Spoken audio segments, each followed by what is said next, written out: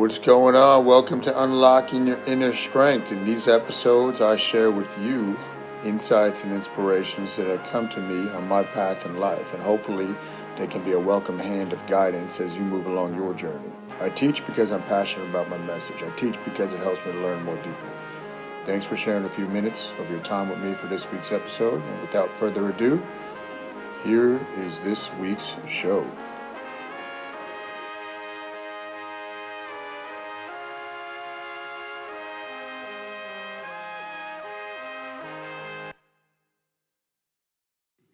What's up, everybody? It's Kyle with another episode of Unlocking Your Inner Strength. So, going to dive right into it. Got a lot to do today. Already had a great morning, productive. Got some recreation time in. A lot of good stuff. So, continuing on, plan to finish this book before the new year. Again, it's a book, 50th Law, that I've read multiple times. We're just going back through it. Let me start with this. I made a short video a little bit about this yesterday, but it was about caring when things happen, but don't care. Don't put too much emphasis when things don't go the way you planned. Learn from it, move on. In the book, they talk about forgetting is a skill that you must develop in order to have emotional flow. If you cannot help but feel anger or disgust in the moment, make it a point to not let it remain the following day. When you hold on to emotions like that, it is as if you are putting blinders on your eye. You have to be able to clear the calculator in your life. This is something that I don't want to say I pride myself on, but I'm become fairly good at. I hit zero, clear out the calculator, and it's rare that I let a thought capture me in a negative way for a period of time. That's where self-awareness comes in. That's where the importance of your daily breathing and your daily prayer comes in. And I got to tell you, I'm really getting into my faith, studying the Bible, which is really cool for me. It's something I've always wanted to do. And the more I study it and the more I realize the symbolism within it, the deeper meanings within it. And guys,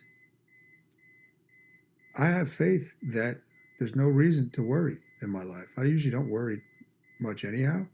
There's nothing to worry about. And that kind of leads into what I jotted down here, what I just told you. I wrote down the word stoicism. So I remember earlier, let's say maybe it was a year ago, within the past year or so, one of my good friends and mentors, Vince, reached out to me. And he said, "Do you study stoicism?" And I said, "I don't really study it. I know what it is." And he said, "Well, I'm starting to study it." And I was reaching out to the people in my life that are Stoics, that I think are Stoics. And what he was referring to was when we opened the gym. And he's known me for almost 10 years now. The ability to not get too high or too low, not get too emotional when we were getting all that media coverage, just being even keeled, right? If you're going to have everything in life, and I always talk about this, is a pendulum. When you talk about the body, when you talk about how the body processes food, training, everything, your emotions are the same way. Women have more emotional swings than men. If men have too many emotional swings, again, that pendulum's over here, maybe you're really high, guess what? It's going to swing back over here. It can be really low. You want to stay in that tight window. And sometimes this comes naturally for some people. Sometimes it comes, you can improve it, I should say, through self-awareness. Think about that. Periodically reinvent yourself. Periodically reinvent yourself. The great Thomas Plummer coached me for a couple years. Fitness legend. I heard he's retired now. I was with him literally the week before the COVID craziness started, March of 2020. We went out to dinner with Vince and my boy BK and my friend Joe. And Thomas pulled me aside. He said, it's time for you to reinvent yourself. It's time for you to reinvent yourself and really kind of just let people into your world a little more as far as your different interests and whatnot. And I think that's was timely. And then I read this, right? You got to constantly reinvent yourself. You got to let the old you die when it's time for the old you to die. Don't hold on to what you were. I was thinking about this last night when I was playing basketball. I played basketball for the first time in a year and a half. A little sore today, nothing too bad. A little rusty. But I caught myself thinking, I used to, when I was younger, basketball was my thing. I played in different leagues, playing in high school. And I let it define me. Now listen, I learned a lot from training for basketball. I learned a lot about discipline, skill development, met a lot of great people, have a lot of great memories. And then when I was competing in bodybuilding early on, I let that define me. Those don't define me. Those were parts of my life, things that I had fun with. I could still have fun with basketball. If I ever choose to, I can compete in bodybuilding again. And just like in jiu-jitsu last week, I got my blue belt. 4 years it took me to get that. And it's really cool to get promotion and see progress. But I've never defined myself as a white belt in jiu-jitsu. I'm a student. I'm learning, and I'm getting better. And that's it. But constantly reinvent yourself when the time comes. You come to view periods of stability and order with mistrust. When things get stable and too much order, you can be sure that if you let it remain, you're going to start backsliding. You cannot stay stable as much as you think in life. Growth or destruction, for lack of a better term. Atrophy or hypertrophy. Anabolic, catabolic. You might think you're staying stable, and it's okay because you have seasons of life and you have cycles of life, but don't get complacent. Moments of change and apparent chaos are what you thrive on. They make your mind and spirit jump to life. So it's very true for me. I can guarantee you that's very true for you. The times when, even if you have to do it where your back's up against the wall and it's fictional, it's made up in your head, you need those times. That's when I'm like, let's go, man. You get the guns out, guns blazing, and you start going. You have nothing to fear from moments of transition. Whenever you feel rooted and established in place, that is when you should be truly afraid. That's what I was just saying. One quote here from Ralph Waldo Emerson: people wish to be settled. Only as far as they are unsettled is there any hope for them. Be unsettled, guys. Be unsettled.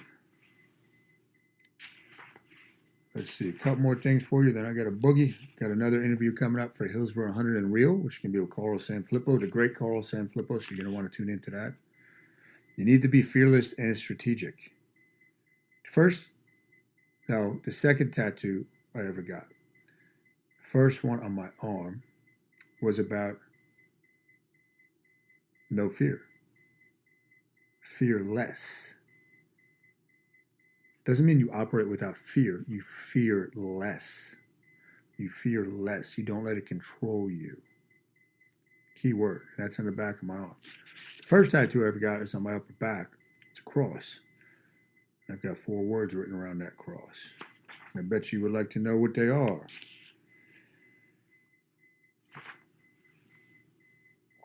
Life involves constant battle and confrontation. Now, this is a key point. From mind mapping, we know that the brain fears judgment, conflict, right? Because the brain thinks that it's going to be putting its survival on the line. It is not. Don't worry about if people judge you.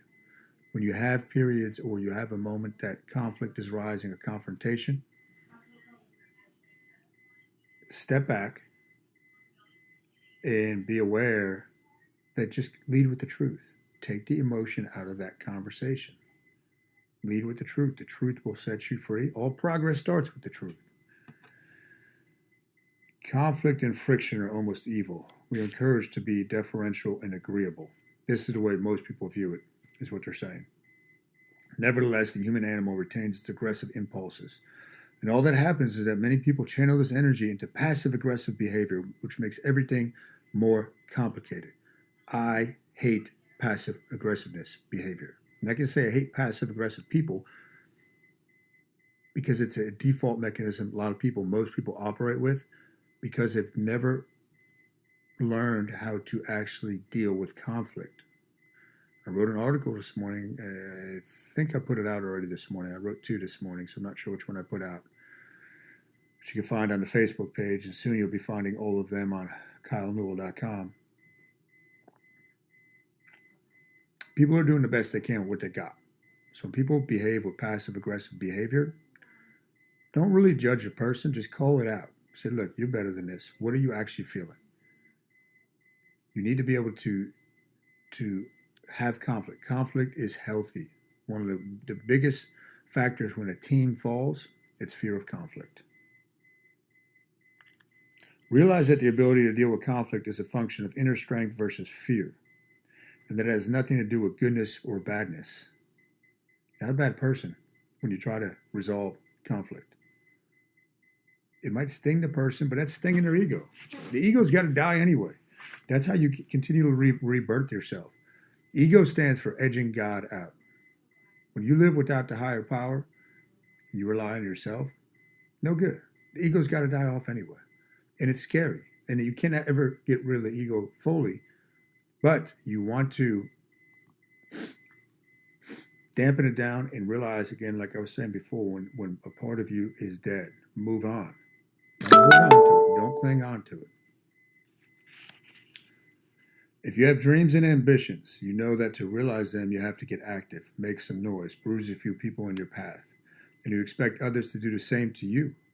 It is human nature, and instead of complaining, you simply must get better at protecting yourself. Get better. That's all it is. There's going to be competition out there. Don't focus on them. Focus on yourself. Focus on getting better. Focus on becoming the best version of yourself.